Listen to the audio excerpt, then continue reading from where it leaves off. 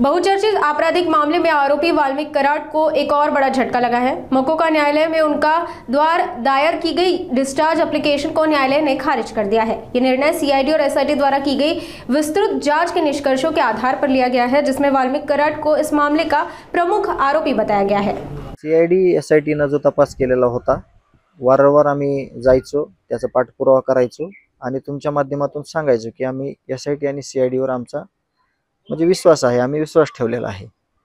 त्याचाच परिणाम ज्या दिवशी चार्जशीट दाखल केलं त्या दिवशी हा एक नंबरचा आरोपी आहे, तोच मुख्य आरोपी आहे असं एसआयटी सीआयडीने चार्जशीट मध्ये जे दाखल केलं होतं त्याच्यामध्ये प्रामुख्याने नोट केलेलं होतं।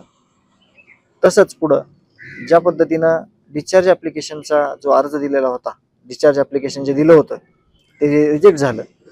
त्यानंतर म्हणजे ते डिस्चार्ज ॲप्लिकेशन रिजेक्ट करण्याच्या अगोदर जे काही निरीक्षणं नोंदवली गेली कोर्टानं ते अशीच होती की जी एसआयटी आणि सीआयडीनं जे तपास केलेला होता, जे आरोपी सिद्ध केला होता त्याच पद्धतीने कोर्टाने देखील निर्णय दिलेला आहे।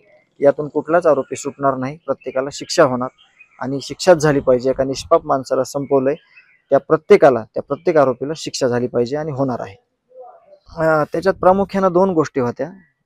एक नंबरची गोष्ट अशी होती की हा गुन्हेगार, हा अर्थकारणी आणि हा एवढा मोठं वलय तयार केलं होतं ह्या मुख्य आरोपीनं की त्याच्या प्रत्येक समर्थकाला असं वाटायचं की हा माणूस अटक होऊ शकत नाही, हा माणसाला शिक्षा होऊ शकत नाही, ह्या माणसाला कोणी कशाला देखील धक्का लावू शकत नाही, परंतु कायद्यापेक्षा संविधानापेक्षा कोणीच मोठं नाही।